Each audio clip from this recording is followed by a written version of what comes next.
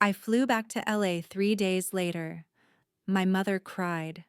My father looked relieved, which somehow hurt more than the crying. Jackson drove me to the airport and tried to make small talk about nothing important. Cameron had hugged me so hard my ribs ached. Taylor hadn't bothered to say goodbye. Nathan didn't come. I told myself I didn't care. My wolf whined the entire drive to the airport. She cared. She cared a lot. The bond hurt more than I expected.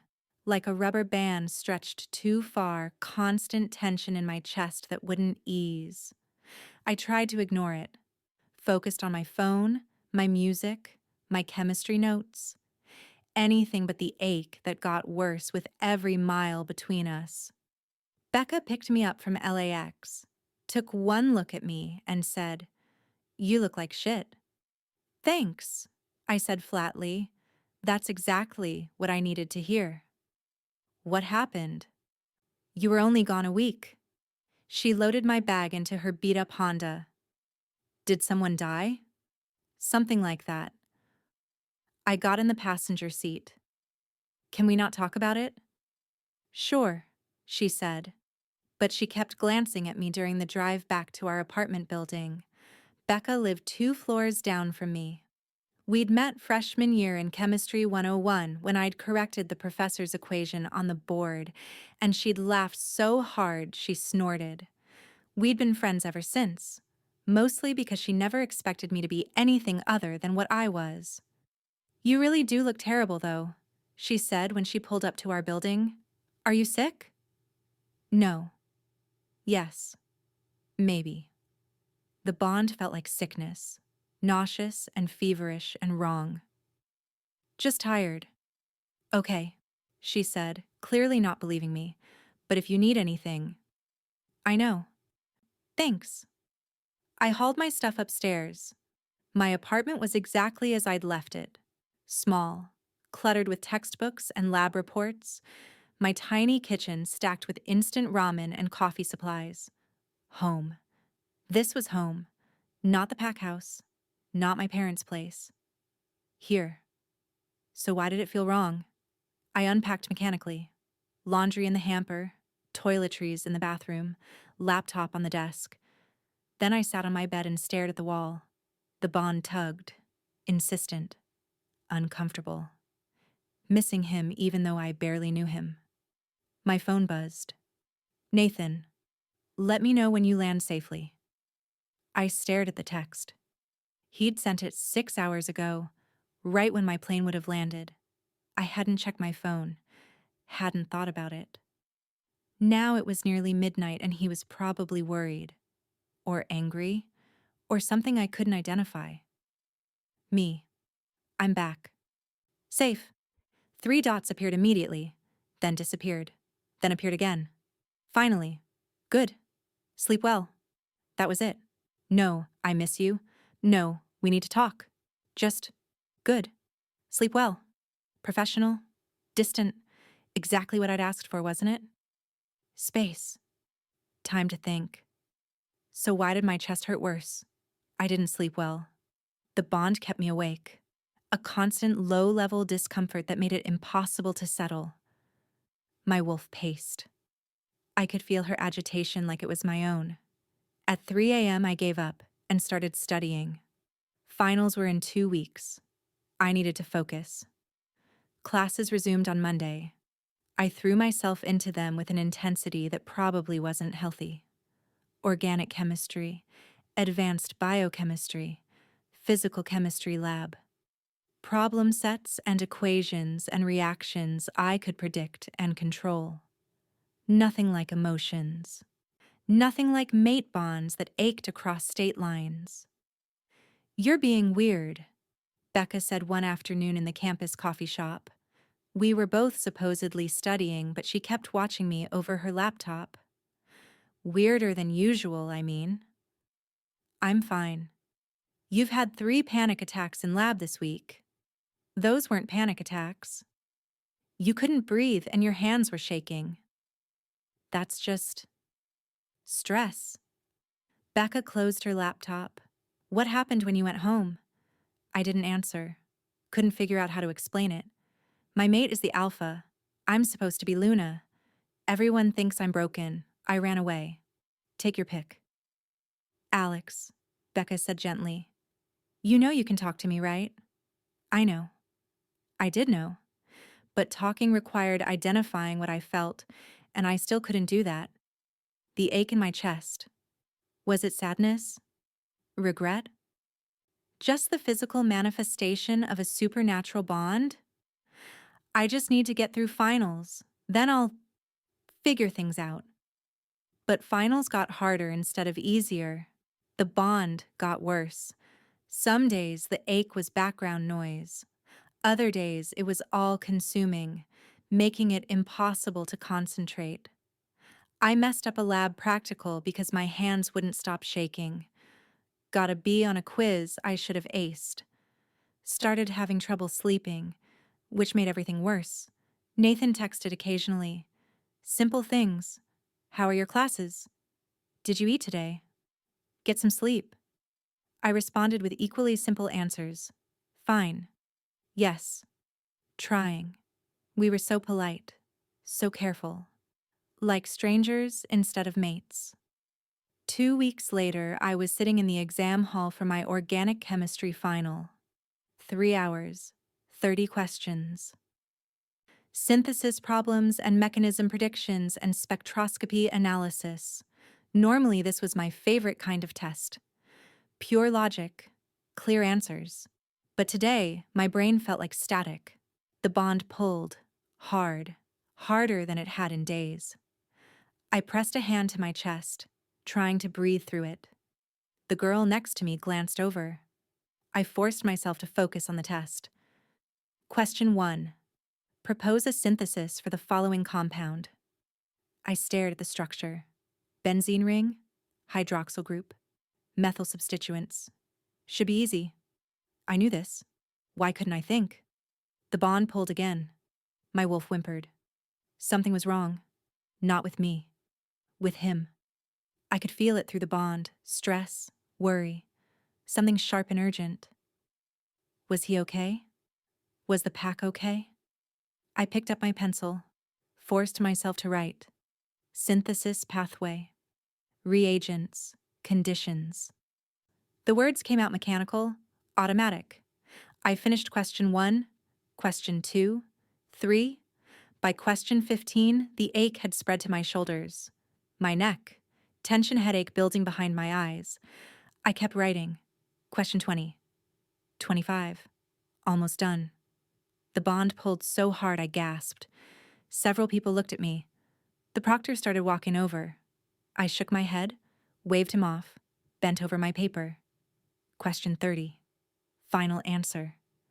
I filled it in and stood so fast my chair scraped, walked to the front, handed in my test. Didn't wait for the proctor to check it. Just left. Burst out of the exam hall into the corridor. The bond pulled toward the exit, toward the parking lot, toward Coco, rich and warm and impossible. I stopped walking. Nathan stood at the end of the hallway, leaning against the wall. He looked exhausted. Dark circles under his eyes, hair messed up like he'd been running his hands through it. He straightened when he saw me. We stared at each other. The bond hummed. Happy. Relieved. My wolf practically howled with joy. Hi, he said quietly.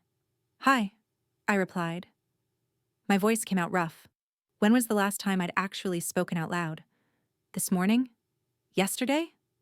You look, he started. Like shit, I finished. I know. I haven't slept properly in 2 weeks. Neither have I, he admitted. The bond? Yeah. We stood there, 15 feet apart. The ache in my chest had eased the moment I saw him, but it hadn't gone away completely. Like it wouldn't go away until I touched him. Stupid bond. Stupid supernatural connection I couldn't logic my way out of. Can we talk? Nathan asked. I need to. How did you even know I was here? I interrupted. I can feel you through the bond, he said. Not precisely. But I knew you were stressed, upset. I felt it get worse today, and I just drove. You drove? From home? That's 6 hours. 7, he corrected. Traffic was bad. He pushed off the wall, walked closer. I know you said you needed space, time, but I couldn't. His voice cracked. The bond was killing me, Alex, and I could feel it was killing you too. So I came. I'm sorry if that's crossing a boundary, but I had to see you. I wanted to be angry, wanted to tell him he shouldn't have come, but all I felt was relieved. So relieved I could have cried. Might have been crying. My face felt wet again. I failed that exam, I said. What? My organic chemistry final. I failed it. I couldn't focus. The bond kept pulling, and I couldn't think, and I failed. You don't know that, Nathan said. He was right in front of me now, close enough to touch. You're brilliant. I'm sure you did fine. I'm not brilliant at anything except chemistry, and I couldn't even do that today because all I could think about was you and the pack, and whether I was making the right choice, and he kissed me, cut off my rambling with soft lips and cocoa scent and warmth. The bond settled, finally, like a key turning in a lock, everything clicking into place. I made a sound, relief or surprise or something, and kissed him back. When he pulled away, I felt steadier, less fragmented. Sorry, he said. You were spiraling. Was I? I touched my lips. I couldn't tell. He smiled. Actually smiled. Come on, let's get you some food. When did you last eat? This morning. Maybe. What day is it? Wednesday. Then yes. This morning. He took my hand and led me out of the building. His truck was in the parking lot. Of course he drove the truck. 7 hours to see me. Because the bond hurt. Because I hurt. Where are we going? I asked. Wherever you want, he said. I'm here for a few days. If that's okay. If you don't mind. You can't just leave the pack for days, I said. You're the alpha. My father is managing things, Nathan said. I told him I needed to understand your world, your life. I can't ask you to give up everything without at least trying to understand what you'd be giving up. I stopped walking, stared at him. You came here to understand my life? Yes. For how long? However long it takes, he said. 3 days. 4. A week, if you'll let me. I want to see what you do all day. Meet your friends. Understand why this place matters so much. Something in my chest loosened. Not the bond, something else. Something that might have been hope, but I couldn't be sure. Okay, I said. Okay, you can stay. We got food. Real food, not instant ramen. Nathan insisted on a proper restaurant even though I said campus tacos were fine. We sat across from each other in a booth and he watched me eat like I was performing surgery instead of shoving a burrito in my face. What? I said around a mouthful of rice and beans. Nothing, he said. You just look more relaxed than I've seen you. Food helps, I said. Also, you being here helps. The bond stopped screaming at me. It was screaming at me too, he admitted. Every day got worse. By yesterday, I couldn't sleep at all.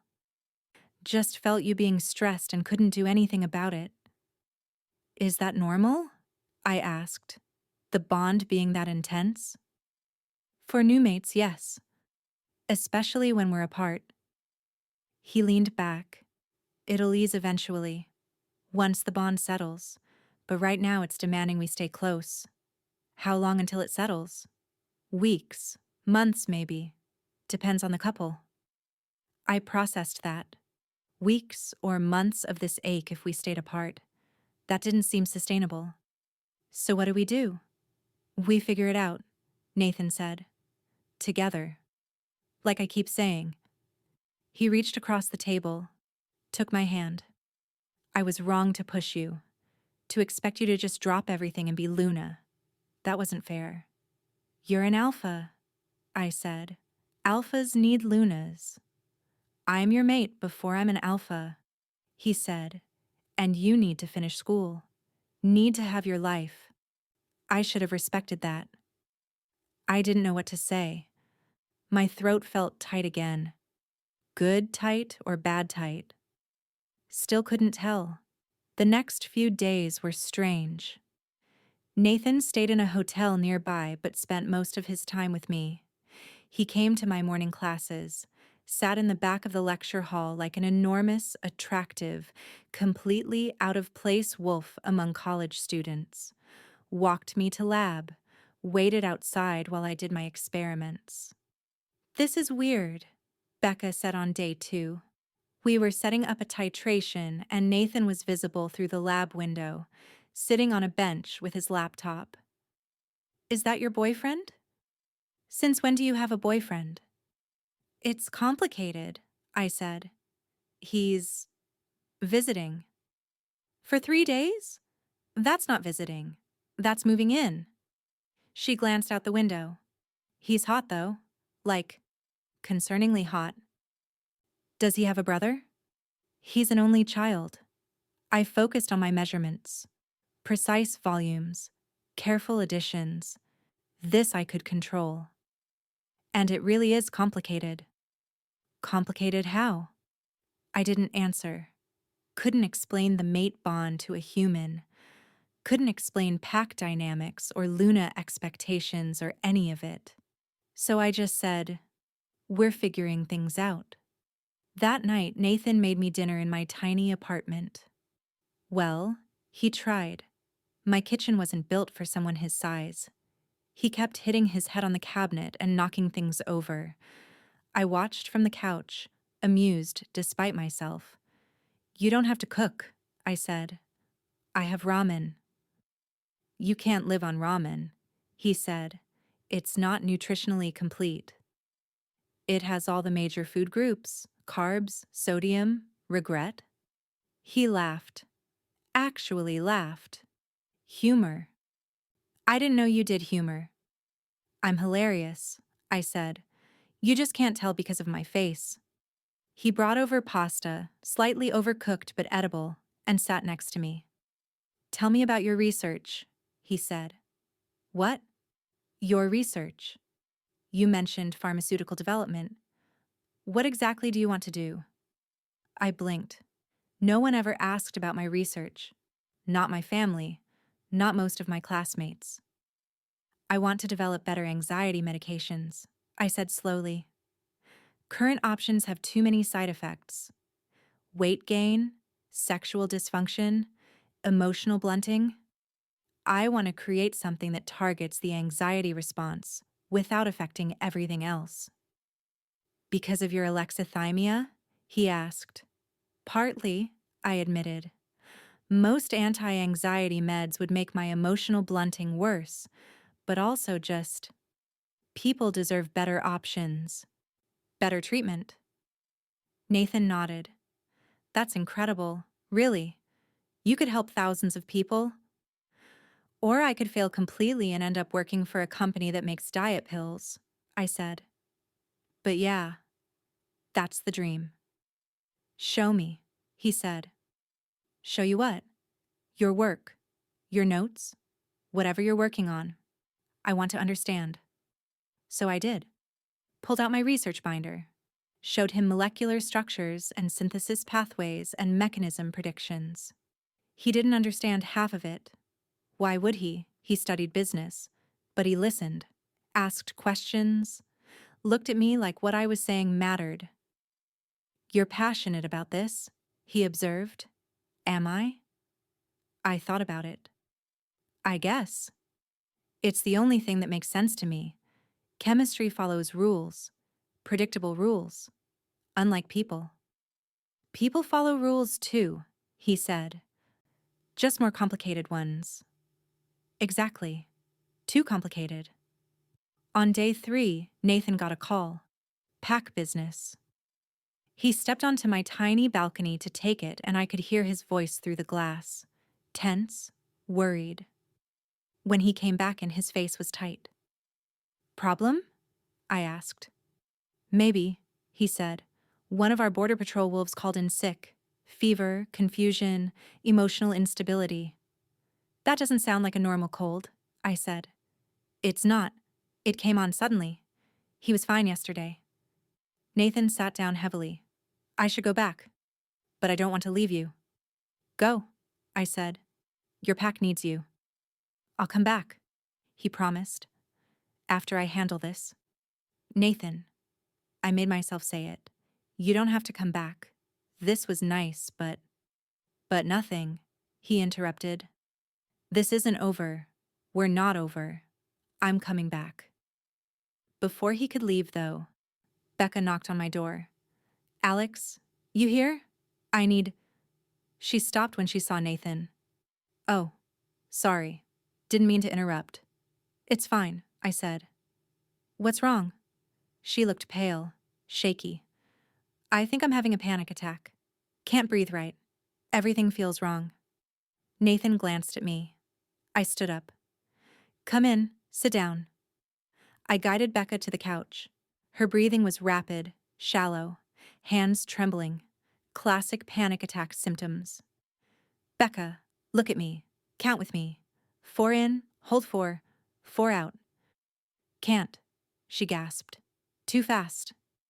I switched tactics, went to my desk, grabbed a pen and paper, started writing out a chemical equation.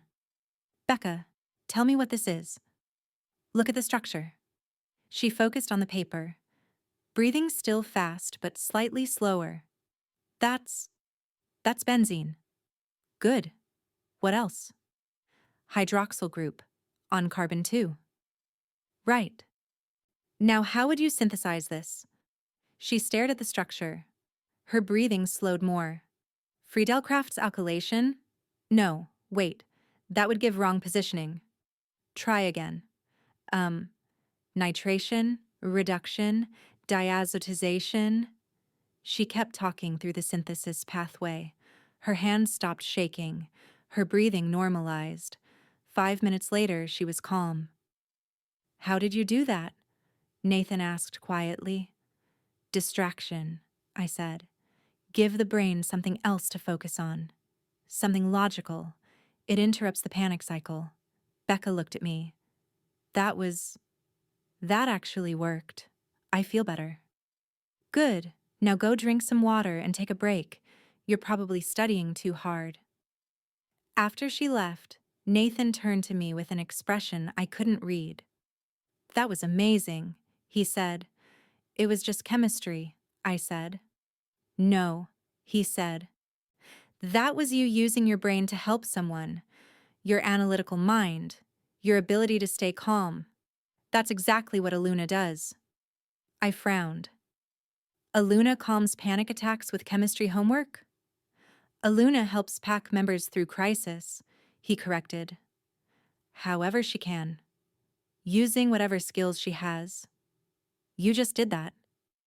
That was Becca, not a pack member. But you could do it for pack members, he pressed. You could help wolves who are struggling. Not with emotions, with logic, with structure, with science. I considered that. Could I? Help wolves by staying calm? By being analytical instead of emotional? It hadn't occurred to me that my flaw could be useful. I don't know, I said honestly. Maybe. Nathan pulled out his phone, made a note. What are you doing? I asked. Planning, he said. When you come home? If I come home? I corrected. When? He repeated firmly. When you come home, I'm building you a lab, at the pack house, a real one, with equipment and supplies and everything you need. You can do your research there, help develop your medications, and when pack members need you, you can help them your way. I stared at him. You'd build me a lab? Yes. That's expensive. Equipment costs thousands, tens of thousands. I don't care, he said. You're my mate. You need a lab. You'll have a lab. Something warm spread through my chest. Gratitude, appreciation, love. I didn't know, but it felt good. Really good. Thank you, I said quietly. Don't thank me yet, he said. I still have to go deal with this sick wolf. He kissed my forehead. I'll call you tonight. Let you know what's happening. Be careful, I said. Always am. He left. The bond ached again, but less sharply than before. Bearable. Manageable. I sat down at my desk and opened my research notes. A lab. A real lab at the pack house. Maybe I could make this work. Maybe being Luna didn't mean giving up everything. Maybe it meant finding a new way to be useful. My phone buzzed an hour later. Nathan. Wolf is getting worse. 2 more showing symptoms now. Fever, aggression, confusion. We don't know what it is. Me. What are the exact symptoms? Nathan. High fever, 104 plus, emotional volatility. 1 minute crying, next minute raging. Can't focus, can't shift properly. It's like their wolves are fighting them. I read the message twice. Emotional volatility. Can't regulate. My brain started working. Chemical imbalance? Toxin? Infection affecting the limbic system? Me. Any environmental changes? New food source? Water supply issues? Nathan. Nothing we know of. Why? Me. Just thinking. Keep me updated. I hung up and stared at my notes. Emotional dysregulation. Sudden onset. Multiple wolves. That wasn't normal.